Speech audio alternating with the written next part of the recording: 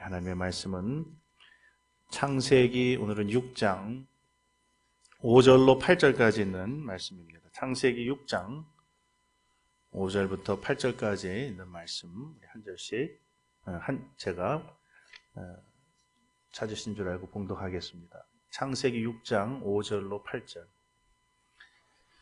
여호와께서 사람의 죄악이 세상에 관영함과 그 마음의 생각의 모든 계획이 항상 악할 뿐임을 보시고 땅 위에 사람 지으셨음을 한탄하사 마음에 근심하시고 가라사대 나의 창조한 사람을 내가 지면에서 쓸어버리되 사람으로부터 육축과 기는 것과 공중의 새까지 그리하리니 이는 내가 그것을 지었음을 한탄함이니라 하시니라.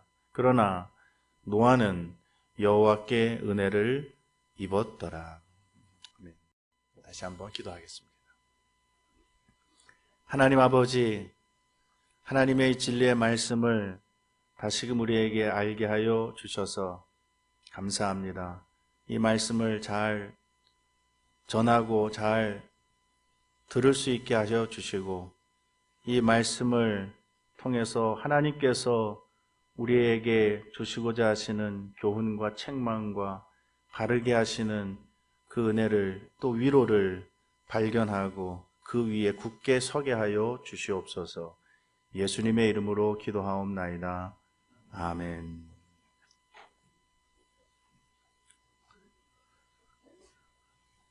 오늘 우리가 살펴보게 될 이 창세기 6장부터 9장까지는 우리가 잘 아는 대로 노아에 관한 기록이 좀 길게 기록되어 있습니다. 노아는 아담의 10대 손이고 셋의 9대 손입니다. 우리가 지난주에 셋에 대해서 살펴보지 않았습니까? 그러니까 이 인류의 역사는 노아 때에 이르면 벌써 못해도 한 1000년은 훌쩍 지나간 것입니다. 1000년은 굉장히 긴 시간입니다.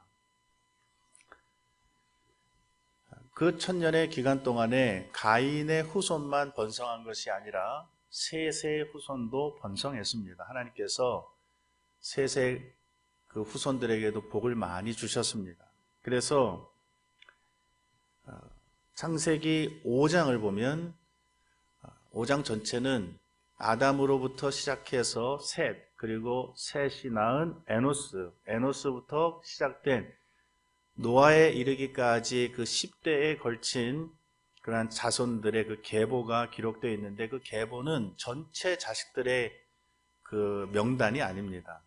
거듭 말씀드리지만 거기에 보면 자녀를 낳았으며 누구를 낳고 그 다음에 몇백 년 동안 자녀를 낳았으며 그랬는데 그 자녀를 낳았으며 그 말은 아들들과 딸들을 낳았으며 그 말입니다. 그러니까 우리가 셋이 몇 명의 자녀를 낳았는지 우리가 잘 알지 못하죠. 적어도 수십 명, 어쩌면 100명 이상 한 800여 년 동안 자녀를 더 낳았으니까 또 뭐 그 이후의 자녀들도 뭐 적어도 몇십 명씩은 낳았을 것으로 우리 충분히 생각할 수 있습니다. 그렇게 1000년의 역사가 지나가고 있었습니다. 하나님께서는 그 모든 계보, 그 모든 명단을 다 기록하시지는 않으셨습니다. 왜냐하면 하나님의 이 말씀인 성경은 하나님의 구원의 역사를 기록한 구원의 책이고 우리의 구원을 위하여 기록된 특별한 책이기 때문에 그 구원의 역사의 그 큰 흐름이 어떠하였으며 또 이 복음이 어떤 경로로 어떤 계통을 따라서 오게 되었는지 증거하는 데 집중합니다.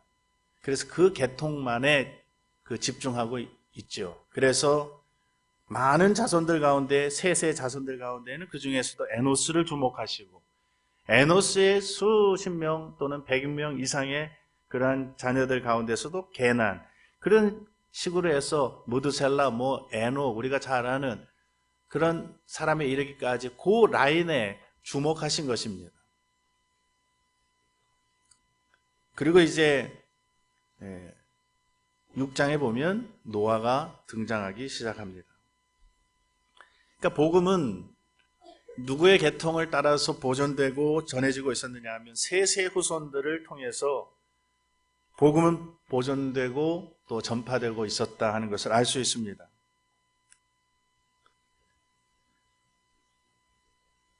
그러니까 이 셋의 가문은 경건한 가문입니다. 아벨의 신앙 전통을 이어나가는 그러한 가문입니다. 이 가문이 그래도 2000년 넘는 시간 동안에 이 지상에 세워져서 번성하고 있다라고 하는 소식을 듣고 이제 더 이상 학살을 당하지 않고 아벨처럼 하는 모습을 볼 때 우리는 상당한 희망을 좀 가지게 됩니다. 경건한 가문이 이렇게 번성하니 이 세상이 참 복음으로 변화되고 또 하나님께로 많이 이렇게 돌아가는 이런 좋은 세상이 될 것으로 우리는 창세기 6장에서 기대할 수 있습니다. 그러나 창세기 6장에 들어서면 우리의 기대는 완전히 산산조각이 나버립니다. 오늘 이 본문 창세기 6장 5절부터 읽었는데 본문 6장 5절을 우리가 읽어보면 그 말씀이 이렇습니다. 여호와께서 사람의 죄악이 세상의 관영함과 그 마음의 생각의 모든 계획이 항상 악할 뿐임을 보셨다 그랬습니다. 세상에 악이 꽉 찼다는 말입니다. 그리고 사람들은 항상 악한 것만 생각하고 악한 것만 계획하고 그러니까 악한 일만 행하는 이러한 세상이 되었다 하는 것입니다. 갑자기 세상이 왜 이렇게 된 것입니까? 물론 1000년 동안이니까 갑자기는 아니겠죠. 1000년이면 우리로 말하면 고려시대, 조선시대 다 합쳐야 1000년입니다. 그래도 세상이 너무 많이 악하게 변했죠. 사람들을 너무 악하게 변했습니다. 이것은 믿지 않는 가인의 후손들 뿐만 아니라 셋의 후손들에게서도 발견되는 현상이었습니다. 그러니까 사회의 어떤 전반적인 부패상, 타락상을 지금 이야기하고 있는 것입니다. 도대체 무슨 일이 일어난 것입니까? 그 사이에. 그 신앙의 어떤 퇴보가 어디에서 온 것인가 하는 것을 볼 때에 우리는 오늘 5절의 말씀을 읽었지만은 그 해답을 우리는 바로 앞에 있는 창세기 6장 1절부터 4절에 있는 말씀에서 찾아볼 수 있습니다. 창세기 6장 1절과 2절은 이렇게 시작됩니다. 사람이 땅 위에서 번성하기 시작할 때 번성은 했습니다. 수적으로. 폭발적인 인구 증가가 있었습니다. 그러나 그들에게서 또한 딸들도 낳았다. 그런데 하나님의 아들들이 사람의 딸들의 아름다움을 보고 자기들의 좋아하는 모든 자로 아내를 삼았다 하는 말씀이 여기 기록되어 있습니다. 하나님의 아들들은 누구를 말하느냐 하면 경건한 아벨의 계통을 이어나가야 하는 셋의 후손을 가리키는 말입니다. 그런데 이 경건한 계통을 이어나가는 이 셋의 후손들이 사람의 딸들, 곧 불경건한 그러한 가인의 후손들의 딸들과 결혼하는 그러한 일들, 통혼하는 일들이 생겨났다 하는 것입니다. 이 하나님의 아들들과 사람의 딸들에 대한 해석은 분분하지만 이렇게 보는 것이 가장 보편적이고 또 안전합니다. 그러니까 왜 하나님의 아들들이 사람의 딸들과 결혼하였는가? 그 원인은 2절에서 보면 사람의 딸들의 아름다움을 보고 자기들이 좋아하는 모든 자로 아내를 삼았다 그랬습니다. 자기가 한마디로 좋아하는 대로 결혼했다 하는 말입니다. 자기가 좋아하는 대로 결혼했다.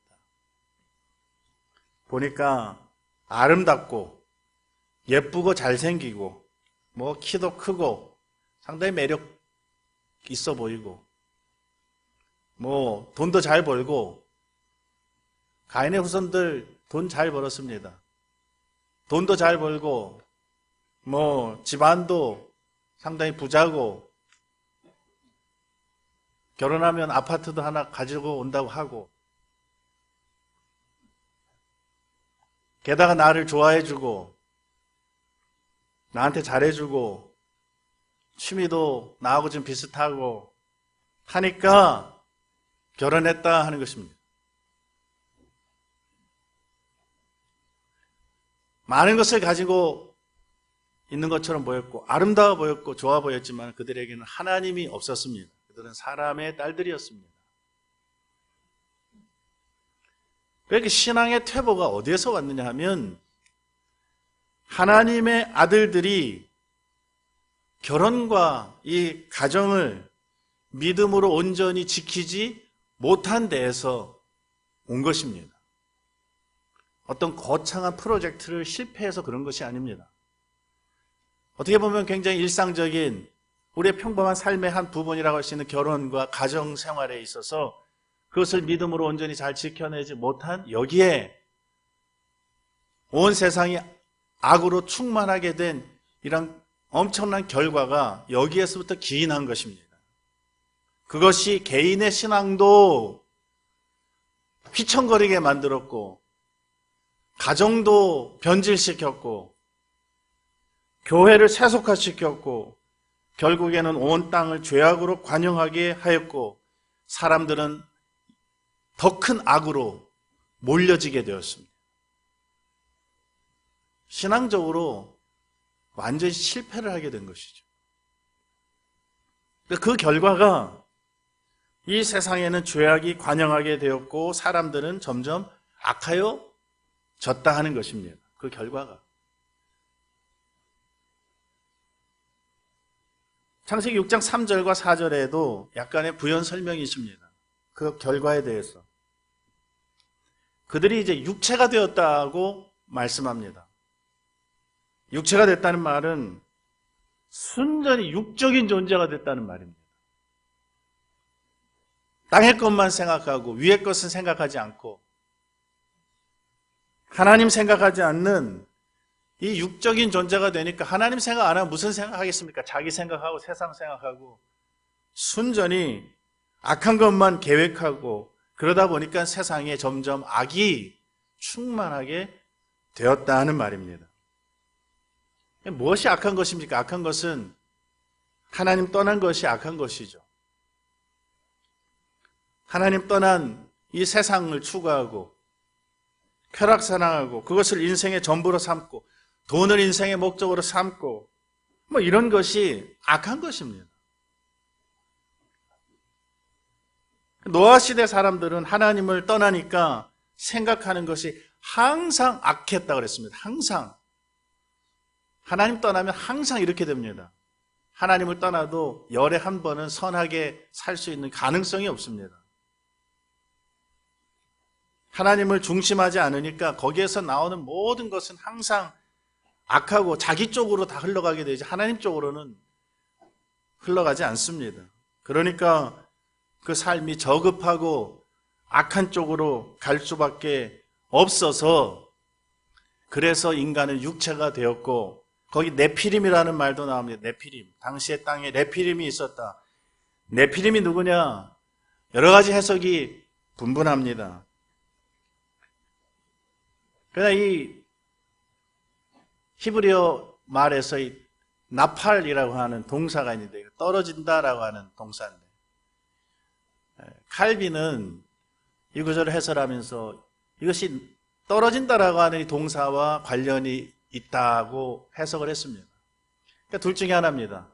이 사람들은 떨어진 자들, 곧 타락한 자들이라는 말로 해석할 수도 있고 너무 강력해서 힘이 너무 강력해서 많은 사람들을 나가 떨어뜨리는 그런 자들 어떻게 해석해도 그 뜻은 같습니다. 자기도 넘어지고 남도 넘어지게 하는 그러니까 아담의 타락과는 또 다른 종류의 타락을 경험하는 자들 그들을 네피림이라고 부른 것이 그들은 용사였습니다. 그들은 또 다른 의미에서 유명했습니다. 이 세상에서. 그러나 하나님은 없었습니다. 신앙의 퇴보가 어디에서 왔는가? 이 세상이 어쩌다가 이렇게 되었는가? 셋의 후손들이 결혼과 가정을 또 자기 자녀들을 신앙으로 잘 지키지 못한 것, 여기에서 모든 것이 싹 텄습니다. 그러한 인생들을 보실 때 하나님의 반응은 어떻습니까? 하나님의 반응은 어떠하였습니까? 오늘 본문 6절과 7절에 잘 기록되어 있습니다. 하나님께서는 땅 위에 사람 지으셨음을 한탄하사 마음에 근심하시고 가라사대 나의 창조한 사람을 내가 지면에서 쓸어버리되 사람으로부터 육축과 기는 것과 공중의 새까지 그리하리니 이는 내가 그것을 지었음을 한탄함이니라 하시니라. 하나님께서 사람 지으신 것을 한탄하셨다, 또 그것을 보시고 근심하셨다 하는 이 말은 한마디로 말하자면 보시기에 좋지 못했다는 것입니다. 하나님이 그것을 심히 미워하시고 인생들이 악으로 치달아가는 모습을 보실 때 그것을 매우 싫어하셨고 분노하셨고 불쾌하게 여기셨다 하는 말입니다. 한탄하셨다 하는 이 말을 내가 인간을 괜히 창조했다, 내가 창조한 세상이 이렇게 될 줄 몰랐다 하는 식의 그런 하나님의 모습을 상상해서는 안 됩니다. 하나님의 계획이 다 틀어졌구나, 어쩌다 보니 하나님이 계획을 수정하시게 되었구나, 이렇게 생각해서도 안 됩니다. 하나님은 인간이 범죄할 것 다 아셨습니다. 타락한 인생이 점점 악에서 악으로 치달아갈 것도 아셨습니다. 하나님은 이 세상 창조하실 때 선하게 창조하셨습니다. 아름답게 창조하셨습니다. 인간도 죄 없는 인간을 창조하셨습니다. 그러나 하나님은 인간을 창조하실 때 인격적인 피조물로 창조하셨기 때문에 하나님을 절대 거스르지 못하고 죄를 절대 짓지 못하도록 어떤 기계적인 프로그램을 거기다 심어 놓으신 이 인간을 로봇처럼 만드시지는 않으셨습니다. 인간이 자기의 의지의 자유를 따라서 하나님을 고의로 거슬러서 타락하여 범죄하고 그 세상은 정말 악으로 관영한 세상이 될 것을 하나님은 아셨습니다. 그래서 하나님은 만세 전에 이 모든 것을 창조하시기 전에 구원의 계획을 또한 함께 세우신 것입니다. 이전에 없던 새로운 계획을 세우신 것이 아닙니다. 하나님의 작정은 한 번 이루어졌습니다. 하나님께서는 죄인들이 죄를 깨닫고 하나님께로 돌아오도록 이 세상 역사를 주관하시면서 그 가운데서 구원하실 자들을 하나하나 찾아서 구원하시는 일을 친히 하십니다. 그렇게 해서 한편으로는 하나님의 공의가, 한편으로는 하나님의 자비가 드러나도록 하시죠. 그러는 중에, 그 일들을 행하시는 중에 하나님께서는 인간이 악에 빠져있는 모습을 보셨고 그것을 매우 싫어하셨다 하는 말입니다. 한탄하셨고 슬퍼하셨습니다. 그럼에도 불구하고 하나님은 인생들로 하여금 자신들의 악이 얼마나 큰지를 직접 보도록 이 모든 일들을 허용하셨습니다. 너희 인생들은 어떠냐? 너희 실력이 어떠냐? 인간은 그대로 두면 어떻게 될 것인지를 한번 보여주신 것입니다. 그리고 온 인류를 향한 하나님의 심판도 장차 반드시 있게 될 것을 가르쳐 주시기 위하여 여러 목적을 가지고 이 노아의 때 홍수 심판을 하나님께서는 알려주신 것입니다. 새롭게 계획을 잡으신 것이 아니라 노아에게 알려주시는 것입니다. 그리하여 인류의 역사는 다시 어둠 속으로 들어가는 것처럼 보입니다. 하나님께서 홍수로 다 쓸어버리신다. 짐승들까지. 그러나 오늘 8절에 있는 말씀 보면 말씀이 뭘로 시작됩니까? 그러나 이 8절의 그러나는 이 모든 흐름을 뒤집어 버립니다. 이 말을 더 정확하게 좀 번역하자면, 그러나 노아는 여호와의 눈에서 은총을 발견하였다는 것입니다. 같은 말입니다. 노아는 여호와께 은혜를 입었더라. 성경은 노아의 삶을 본격적으로 기록하기 전에 노아는 여호와께 은혜를 입은 자였다라는 이 사실을 말씀합니다. 이것은 참 놀라운 일입니다. 모두가 다 세상에 취해 있었고 노아 시대 온 땅이 하나님 앞에서 부패와 폭력으로 가득 차 있었습니다. 예수님께서 말씀하신 것처럼 노아의 때의 사람들은 먹고 마시고 장가들고 시집가면서 홍수가 나서 그들을 다 멸망시킬 때까지도 깨닫지 못하는 그런 무감각한, 영적으로 참 어두운 그런 시대였습니다. 사람들의 관심이 다 어디에 있었느냐 하면 먹는 거, 마시는 거, 장가 들고 시집 가는 거, 돈 버는 거, 이 세상, 사람들이 다 육체가 돼서 여기에 다 관심이 다 쏠려 있었다는 말입니다. 하나님을 바라는 사람들이 전반적으로 없었습니다. 거의 없었습니다. 사회가 그런 분위기가 아니었던 것이죠. 모두가 다 이렇게 정신없이 세속화되고 완전히 인본주의로, 쾌락주의로, 물질주의로 취해 살면서 그게 정상인 줄 알고 세상이 돌아가고 있을 때 노아는 뭐가 특별해서, 노아는 어떻게 우리가 알고 있는 그 노아의 삶을 살 수 있었는가? 노아는 어떻게 구원을 받았고 노아는 어떻게 그 위대한 믿음의 사람으로 살아갈 수 있었는가?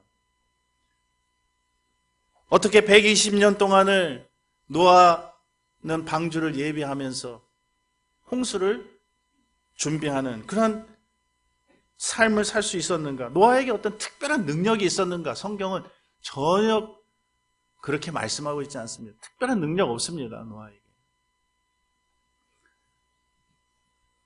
노아는 우리와 다를 바 없는, 우리와 성정이 같은 사람이었습니다.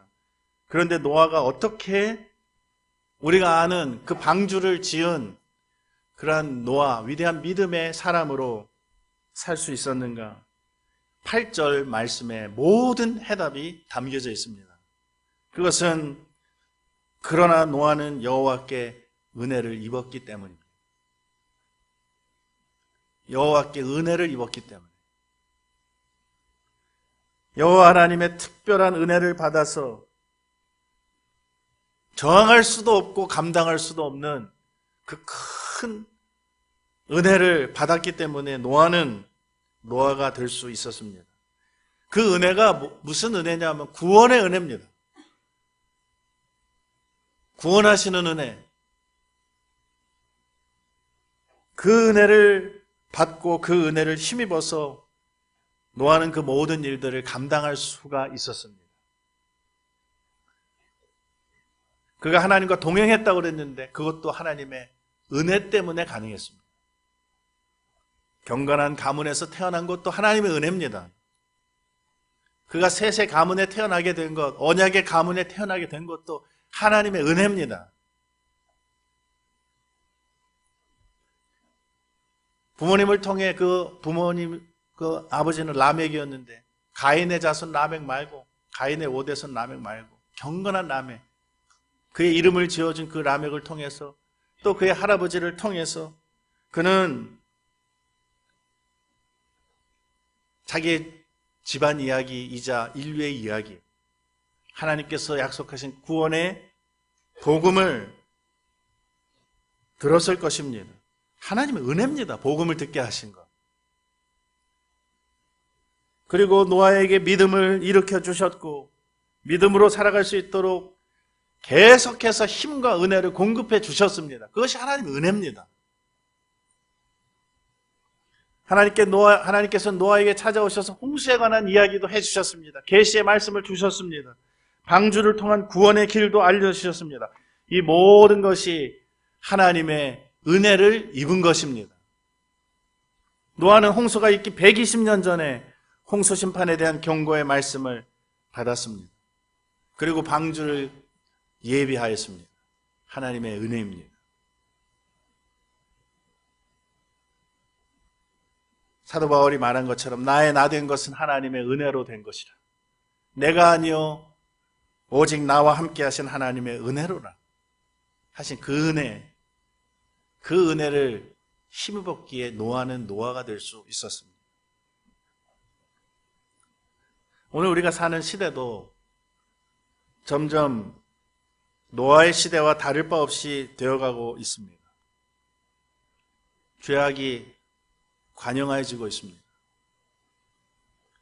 물질주의, 쾌락주의, 판을 치고 있습니다. 영적으로 점점 어두워지고 무감각해지고 폭력과 부패가 충만합니다. 여호와의 이름을 경멸히 여기며 하나님의 말씀을 조롱하는 그러한 시대가 되어가고 있습니다. 오늘 우리 시대를 보십시오. 그러니까 멀리서 찾을 것이 아니라 우리 시대를 보십시오.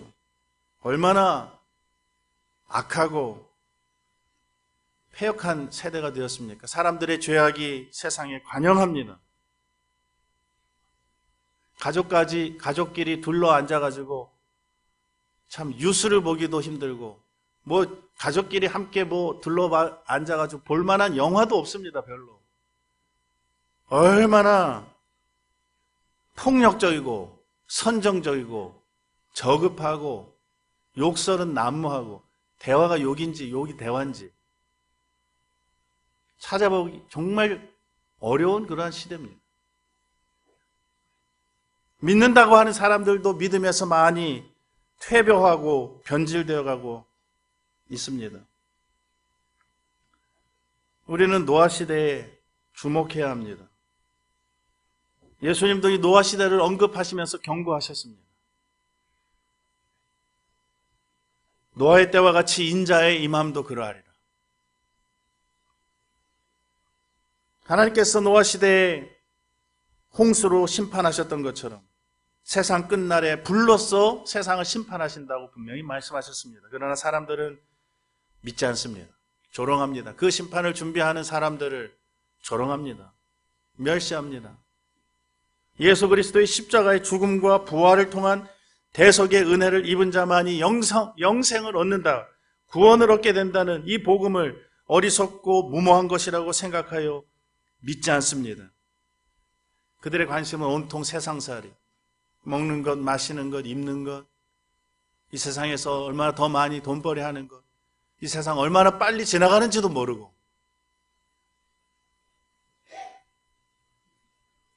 세상은 점점 살기 좋아지는 것처럼 보이죠. 그러나 성경은 주의 날이 도적같이 오게 될 때 하늘의 불에 타서 풀어지고 체질은 뜨거운 불에 녹아질 것이라고 분명히 경고합니다. 이런 속에서 우리는 어떻게 하나님을 믿게 되었습니까? 도대체 이런 속에서 우리가 사시고 참되신 하나님을 알고 믿게 되었다면 그것은 전적으로 하나님의 은혜를 우리가 입었기 때문입니다. 특별한 은혜를 받은 사람들입니다. 우리를 이 세상에서 건져 구원하여 주신 그 은혜에 우리는 깊이 감사해야 합니다. 그러나 우리들에게는 또한 특별한 책임이 함께 주어졌습니다. 그것은 이 은혜를 받아 살아가는 우리는 이제 이 경건하고 거룩한 이 계통과 불경건한 계통의 구분을 지켜야 할 거룩한 책임이 우리에게 있습니다.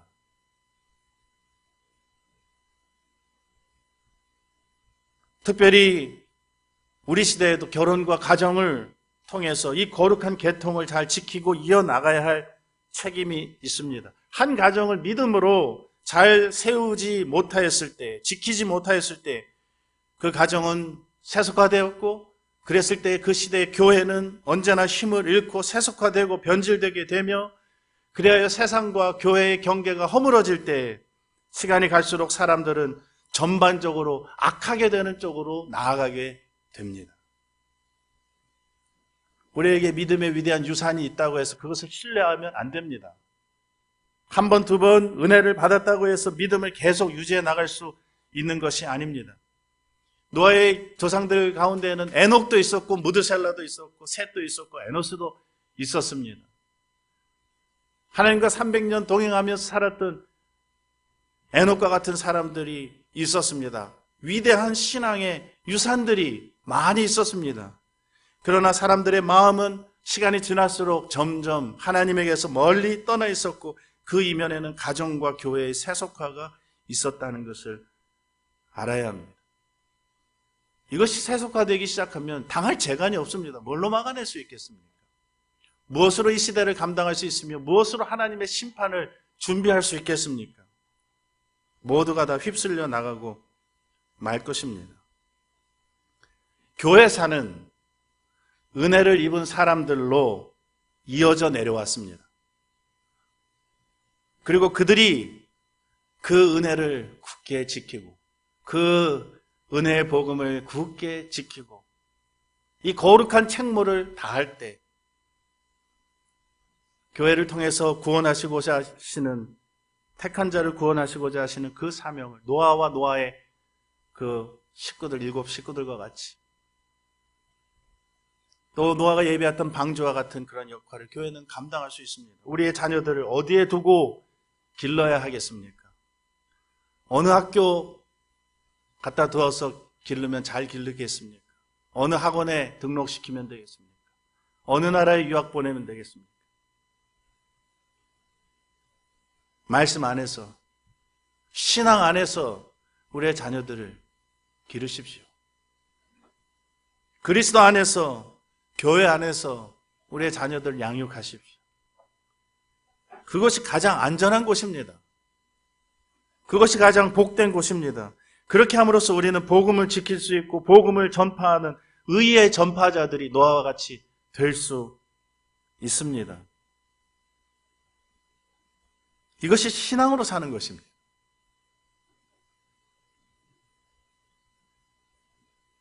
세상의 끝날, 세상의 종말과 최후 심판이 반드시 있습니다. 세상 사람들도 그것을 어느 정도 깨달은 것 같아요. 지난주간 뉴스를 보니까 미국에 있는 지구 종말 시계라는 게 있는데 그 핵 과학자들이 아마 1년에 한 번씩 발표하는데, 작년에는 이것이 이제 2분 전이었는데 지구 종말 2분 전, 지금은 20초가 당겨져서 100초 전, 초읽기에 들어갔다. 믿지 않는 사람들도, 인간이 보기에도 이 세상 참으로 위태롭게 보이는 것 같습니다. 하나님께서 분명히 말씀하셨습니다. 이 세상에 끝날과 최후 심판이 반드시 있다. 그것이 없다 하더라도 개인의 종말 곧 옵니다. 우리가 이 땅에서의 삶을 마치고 주님 앞에 서게 될 날이 반드시 옵니다. 이 모든 것을 무엇으로 피할 수 있겠습니까? 복음을 붙들고 복음을 지킴으로써, 그리고 이것을 알지 못한 이들에게 복음을 전하며 마치 노아가 방주를 예배했던 것 같은 삶을 믿음으로 살 때에만 우리는 이 역할 온전히 감당할 수 있을 것입니다. 여호와께 은혜를 입은 자로 우리를 삼아주신 그 은혜를 깊이 생각하고 우리에게 주어진 이 거룩한 책무를 다시 한번 생각하고 하나님의 그 명령에 순복하는 이것이 우리 모두에게 복이 된다 하는 이 사실을 알고 이 거룩한 책무를 잘 수행해 나갈 수 있는 우리 모두가 되어야 하겠습니다. 기도하시겠습니다.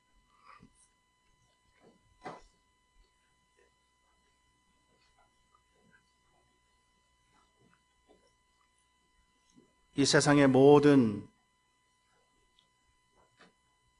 가인의 후손들과 전혀 다를 바 없는 한 가지로 죄인된 자들인 우리이지만은 우리의 무엇 때문이 아니라 순전히 하나님의 주권적인 은혜와 사랑으로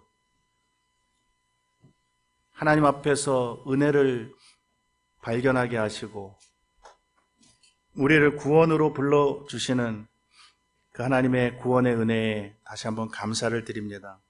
이 땅에 우리를 두신 그 거룩한 목적을 생각하고 우리에게 주어진 거룩한 책무를 잘 감당하며 살아갈 수 있는 저희들 되게 하여 주시옵소서. 우리의 특별히 가정을 믿음으로 잘 세우고 지킬 수 있도록 가정 위에 특별한 복과 은혜를 더하여 주시고 또 장차 가정을 이루게 될 모든 속한 주의 백성들 위에 하나님께서 복을 주셔서 가정이 이 세속에 물들지 않고 우리의 자녀들이 신앙 안에서 그리스도 안에서 잘 양육될 수 있도록 하나님께서 우리 각 가정을 복되게 하여 주시옵소서. 예수님의 이름으로 기도하옵나이다.